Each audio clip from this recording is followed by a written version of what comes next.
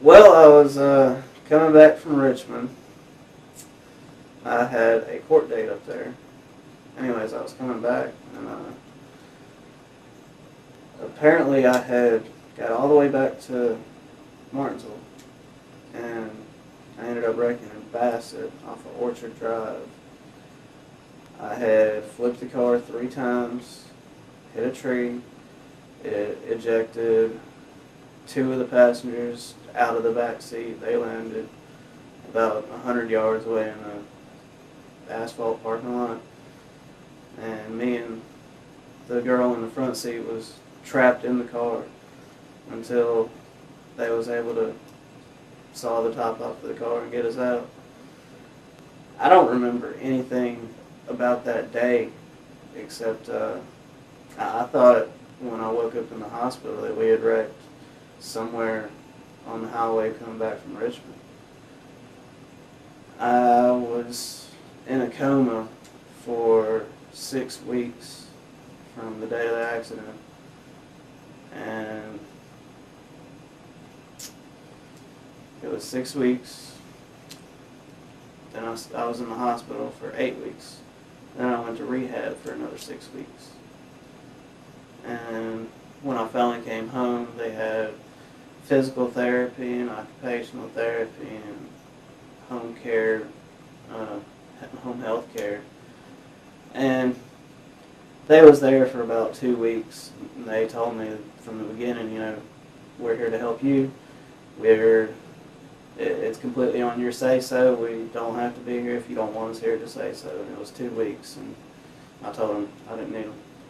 I was doing well enough by myself. I could transfer in and out of the bed, no problem, in and out of a car without the sliding board. First, I was using a sliding board to get from the chair to any other surface like a couch. But now I can just lift myself up and hop over onto the couch or the bed in the car.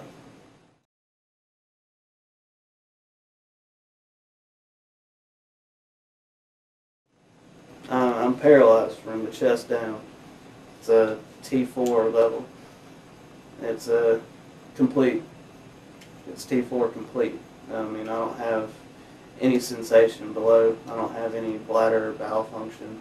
I'm on a bowel program. You know, I'll go to the bathroom once a day. I was having a lot of accidents to begin with, but I've got that taken care of. Literally piss or shit myself and not know it. Mm-hmm. But now I actually do get some kind of a sensation when the bladder gets full, so I know when I need to cath. Well, I was in a medically induced coma for 6 weeks. Whenever I woke up, I was still in the ICU. Medically induced coma, what does that mean? That means that they kept me under because if I woke up, I would have been in so much pain that I would have blacked out anyways. Because I broke my back, the vertebrae. They fused 3 of them together from T3 to T6. I got a cage around those 3 vertebrae. I've got a broken collarbone right here. You can see where the scar and where they put the screws in it. I collapsed the lung. I broke 4 ribs.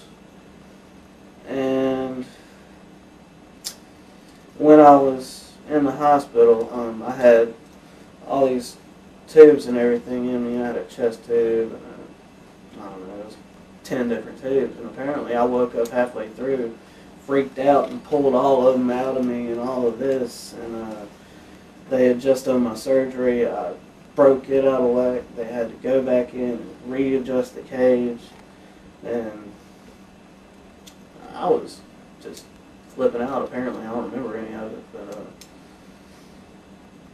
anyways, whenever I did wake up, I was in Roanoke, Carillion, and I've been there for 6 weeks. I was there for another couple weeks, then they transferred me to Lewis Gale. It was rehab, and when I was in there, I was just getting used to actually getting up out of the bed and getting over into a wheelchair, and they had me doing stuff with my arms, picking stuff up off the floor, and just getting used to my trunk stability because I don't have any ab muscles. If I let go, I can literally just fall over without catching myself with my arms.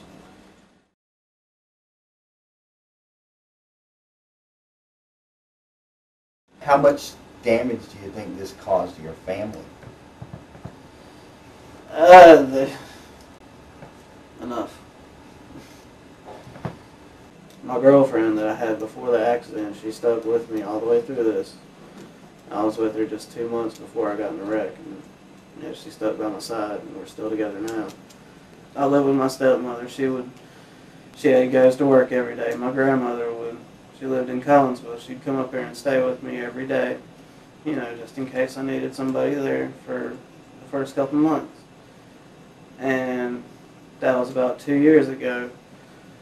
6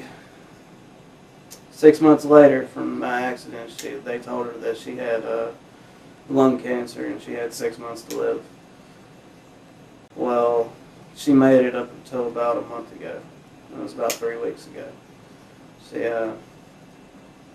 She was a fighter. I hadn't seen nobody ever go through that much. From when they told her she had 6 months to live, 3 months later she fell and broke her hip. She was in therapy for a couple weeks. And then about another month later she fell and broke her other hip. And she was determined she'd still get up and walk around with her walker. She would never complain. So do you feel like that she was sort of the inspiration to you for what you had to go through, using her for an example? Yeah. What are the things that you admire about her that you tried to copy? Things that she did to cope with her problems that you try to use to cope with yours. The whole never complaining thing. Anytime anything happens to me, I won't bitch about it.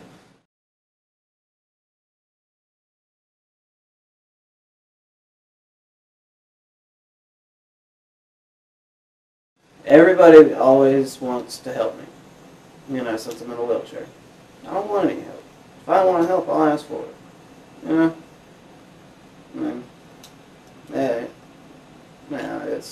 I know everybody's going to want to help me, but I won't accept it. I can do everything for myself. Why? Why what? Why do you feel that way? I've always been like that. I don't like having other people's help out of pity. I'd rather not have it.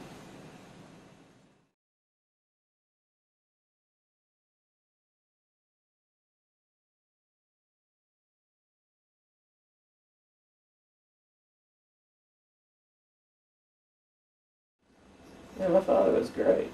I mean, he,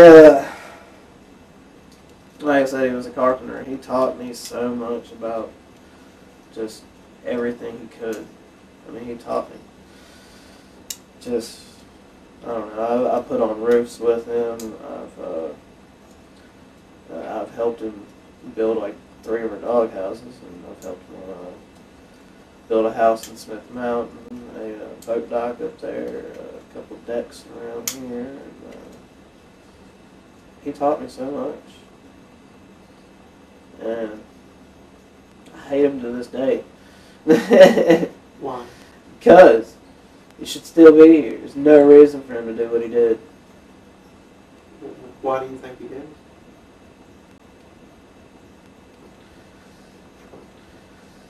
I mean, I'm stuck on the whole thing that he was in so much debt and there was no work. Because, like I said, he was self-employed. And I think he was just trying to do something for his family. Do you think his drinking made it worse? Yes. Why?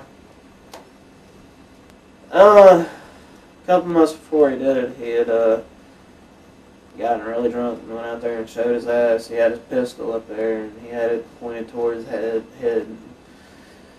threatening to kill himself and all this. And I was out there and I was like, no, Dad, you can't do this to me, and blah, blah, blah. And he didn't.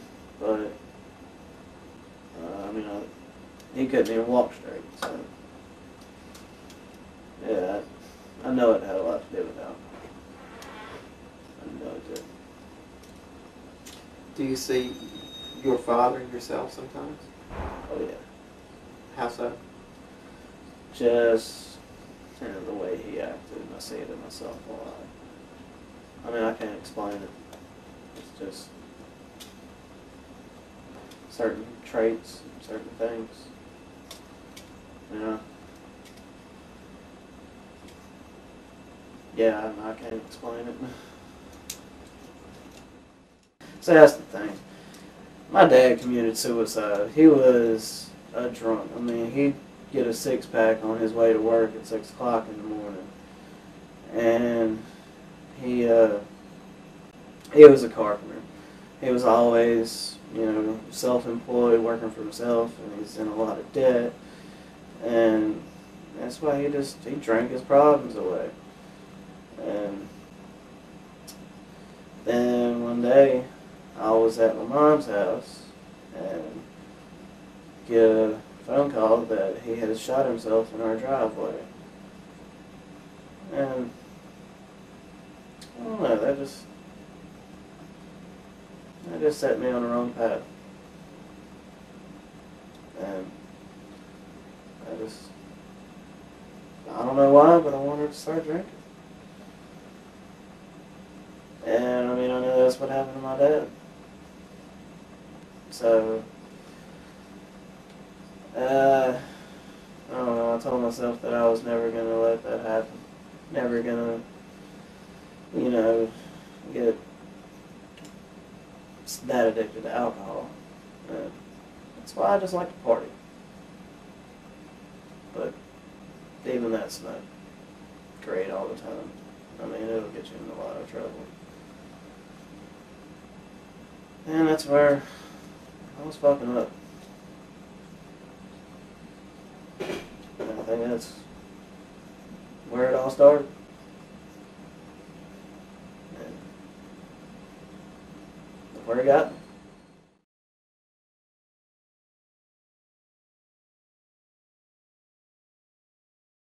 Every person in my family drinks. My grandpa rides around with a half-gallon of bourbon in behind his back seat. My stepmother comes home every night and fixes her a screwdriver and drinks all night until she goes to sleep. Gets up the next morning, goes to work, comes back home, drinks her screwdrivers every night. My mother she drinks about anything. When I see her on the weekends, she'll come up and it's 11 o'clock, she's got a beer in her hand. To this day. And it's my whole family. I don't know, it runs in my blood.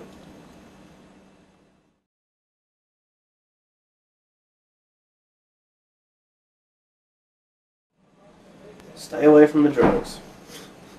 That's all I did in high school was drugs. I love to smoke pot. Really that was only it. But that don't get you nowhere. That's why I didn't do anything. I just, was hanging around with my friends getting stoned. And that was about it.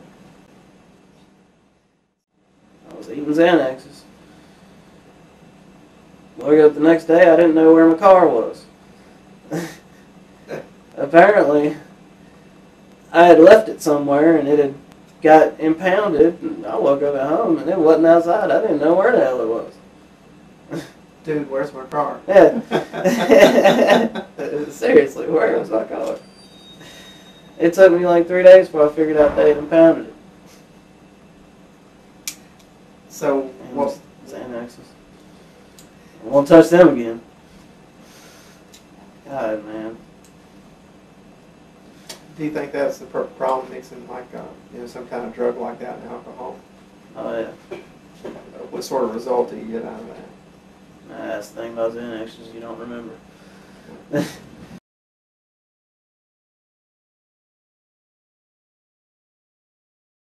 I've always believed in God. And I know He's here, and I know that He helped me through that. He's a big reason why I'm here today. I Thank the Lord every day I'm here. is part of you mad at him for letting this happen to you?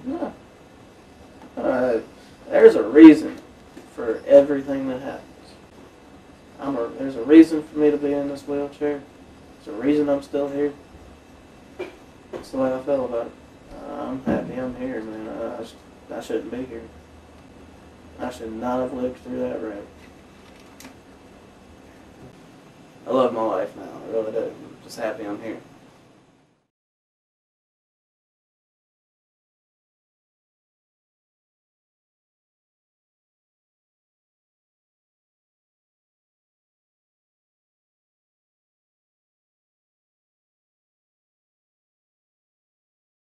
Hello, my name is Preston Page. I'm a licensed clinical social worker and a licensed substance abuse treatment practitioner.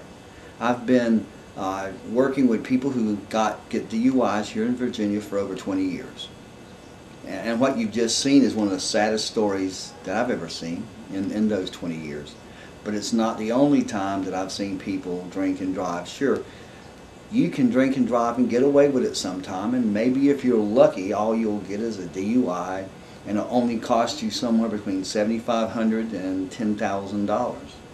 Or you could end up in a wheelchair, or you could end up dead. We're not trying to, well, I guess we are trying to scare you, because the single largest cause of death for people between the ages of 6 and 23 are car accidents. 40% of the auto accidents that involve fatalities in Virginia involve alcohol. Wouldn't it be great if we could reduce the number of alcohol fatalities by 40%? And all we have to do is to get people to stop drinking and driving. I wish that were easy. I've been trying for years. I often see people come again and again. We have all these classes, we have treatment. Any efforts to try to get people to stop doing something that's dangerous, something that doesn't just hurt them but hurts their community, their family, their friends, everyone that's involved, that aren't involved, lots and lots of people, and cost all that money. We're not trying to make you give up something that's really wonderful or that's great. There's no reason to drink and drive. Drinking and driving is just stupid. All you do is endanger yourself, your friends, your family, your loved ones, your own personal future. A driver's license is a